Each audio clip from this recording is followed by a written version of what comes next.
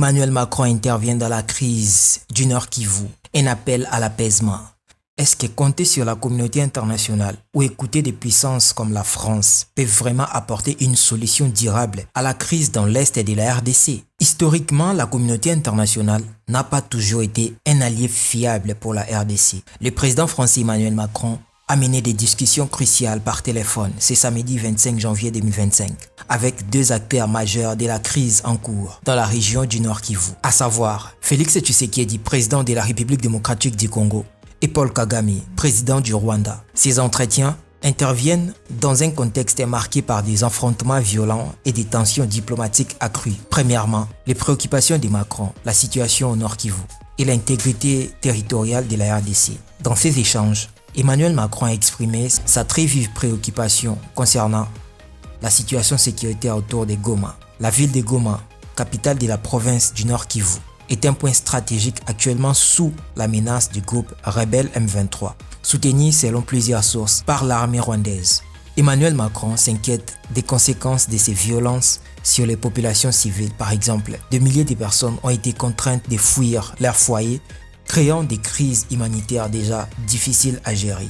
Deuxièmement, les violations de l'intégrité territoriale de la RDC. L'Élysée a souligné que l'incursion des forces rwandaises en territoire congolais constitue une violation du droit international et une menace pour la stabilité de toute région des Grands Lacs. Pour mieux comprendre cette situation, imaginez un voisin, le Rwanda, entrant dans votre jardin, la RDC, sans autorisation pour aider un groupe armé, le M23, à s'installer chez vous. Cette métaphore illustre pourquoi la RDC dénonce ces actions comme une atteinte grave à la souveraineté. Dans son communiqué, le président français Emmanuel Macron a lancé un appel clair et ferme.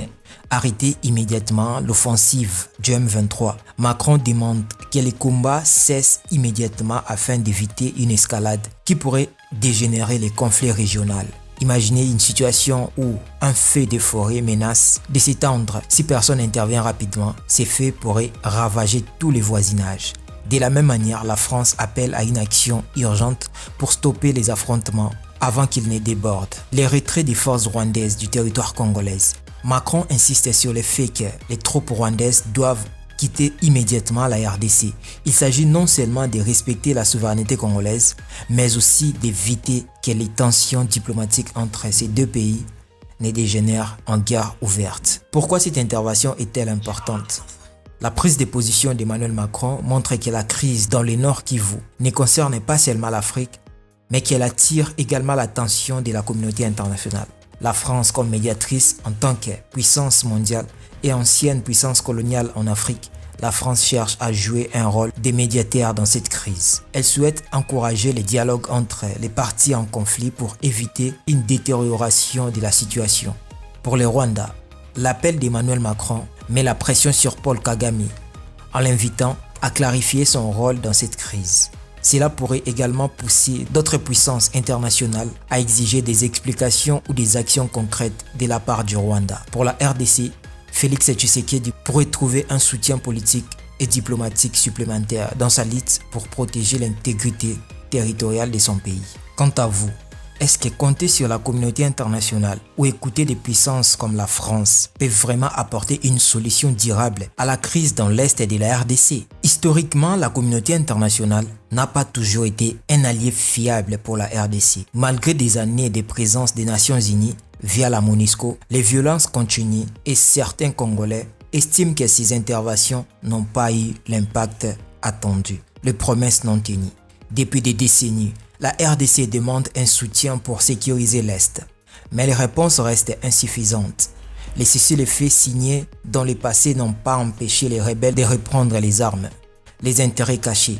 Il faut reconnaître que certains pays occidentaux, y compris ceux qui soutiennent publiquement la RDC, ont des intérêts économiques dans la région.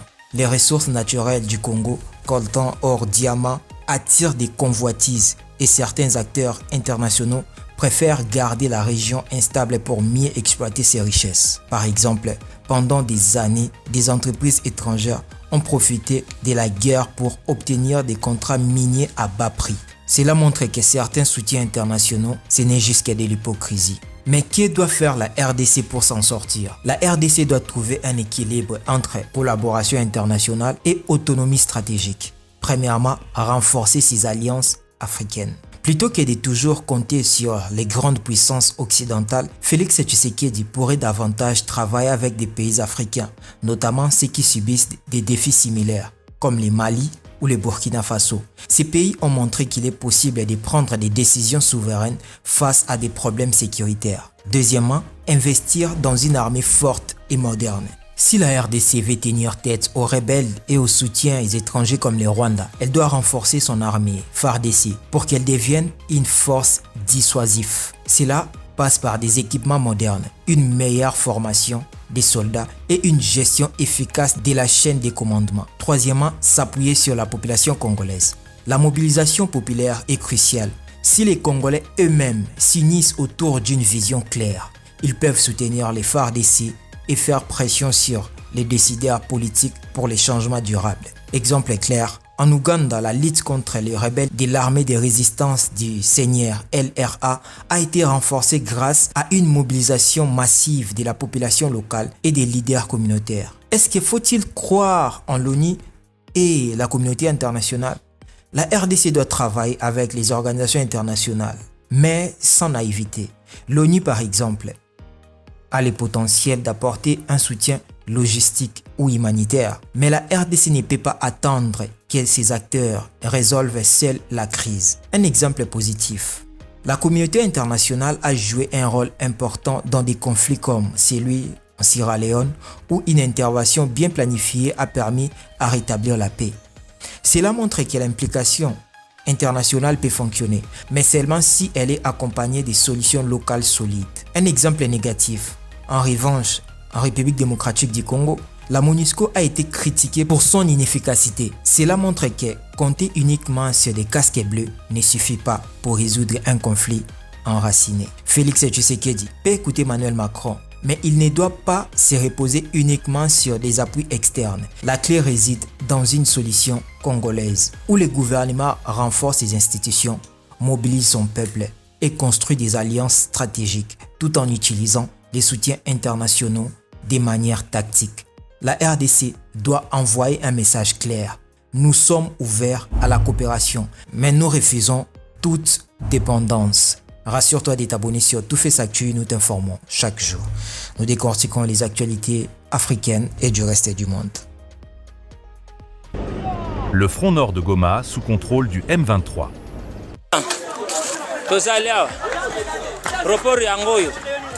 Bamasa baza ozomona tokobima te tokolala awa tozana armema nyonso ezao tokobima awa te tozana esika kokende te tozali awa tokoboma bango biso mpe tokondima manteka te tozali awa barisi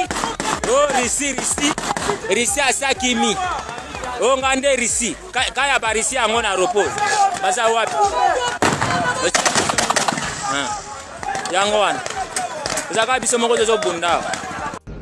Ce matin à 11h, heure locale, des rapports indiquent que le front nord de la ville de Goma est tombé sous le contrôle des rebelles du M23. Ce groupe armé, actif dans la région du Nord Kivu depuis des années, continue de déstabiliser la zone en menant des offensives militaires bien coordonnées. Leur objectif principal semble être de s'emparer de cette ville stratégique qui constitue le centre névralgique des activités économiques et administratives de la région. Des soldats congolais capturés au Rwanda.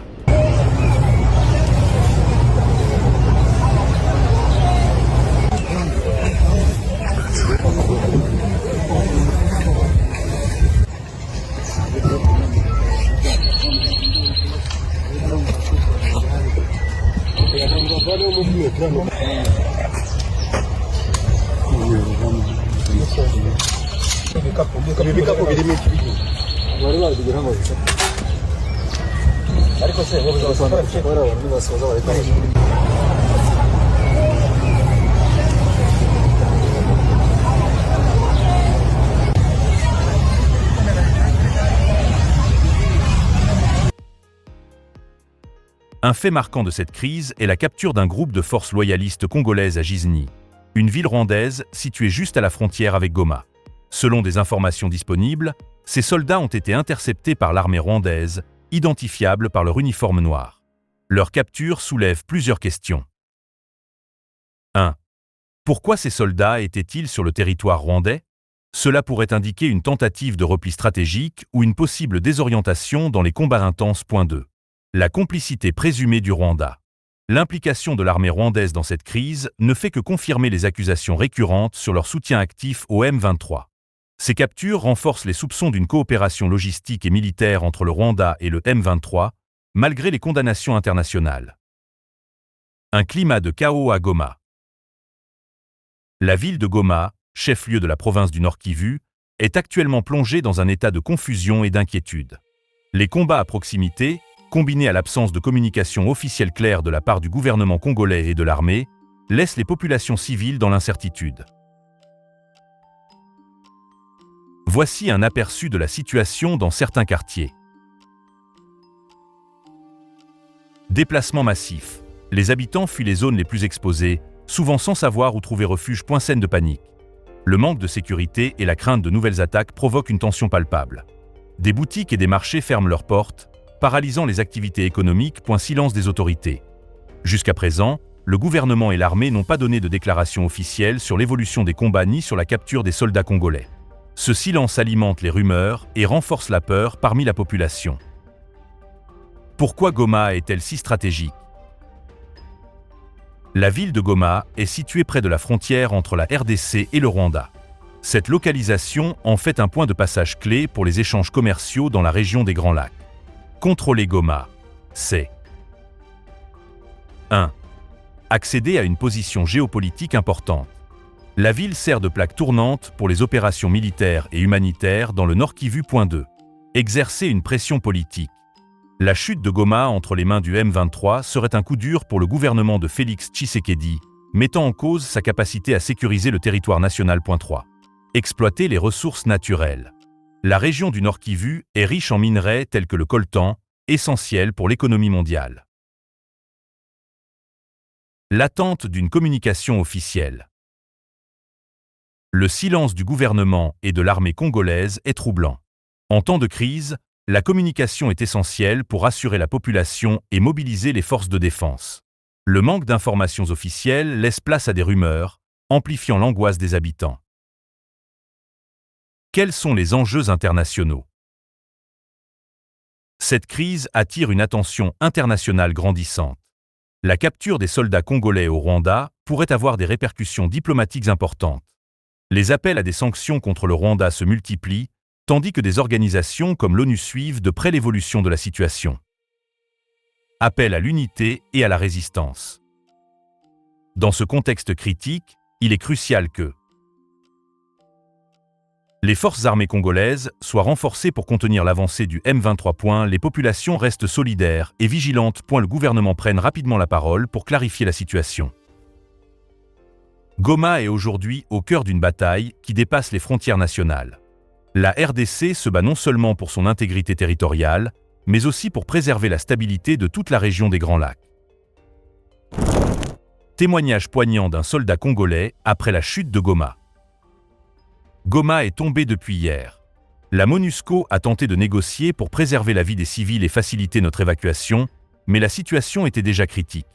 Le problème majeur, c'est que les rebelles du M23 sont bien mieux équipés que nous, les forces du gouvernement. Nous avons vu de nos propres yeux ce dont ils sont capables. Ces hommes disposent d'armes sophistiquées que nous n'avons pas. Leur équipement de communication est moderne et leur puissance de feu est largement supérieure à la nôtre. Le vrai problème, c'est à Kinshasa. Le gouvernement ne met pas les moyens nécessaires pour nous permettre de nous battre efficacement. Nous avons la volonté, mais les moyens ne suivent pas. Il nous arrive parfois de dépendre de la population locale pour pouvoir manger. Malgré tout, nous nous sommes battus, mais face à une telle supériorité, cela n'a pas suffi. Ce témoignage met en lumière les défis profonds auxquels font face les soldats FARDC sur le terrain. Un manque cruel de soutien logistique, des équipements obsolètes et une gestion militaire qui semble déconnectée des réalités du front.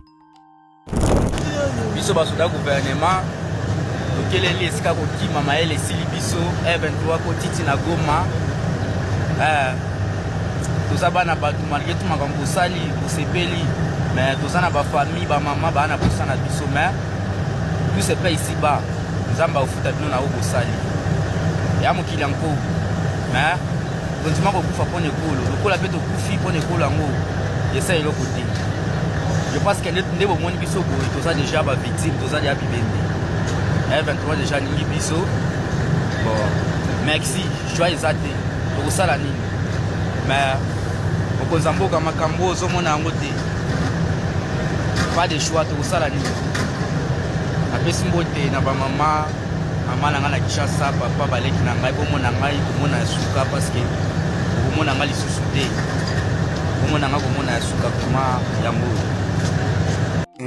bozomona te barisque babandonné o baintervention barisque babandonné o ngai rise na ye Congo na ye Goma barisque babandonné base Congolais moko sa mosala na kumboka na ye ozomona barisque babandonné baarme tu vois barisque babandonné nyonso bakimi barisque babandonné tout sauf rien PKM AK barisque babandonné barisque donc c'est eloko moko te barisque donc bomoni na batype chinois nyonso babandonné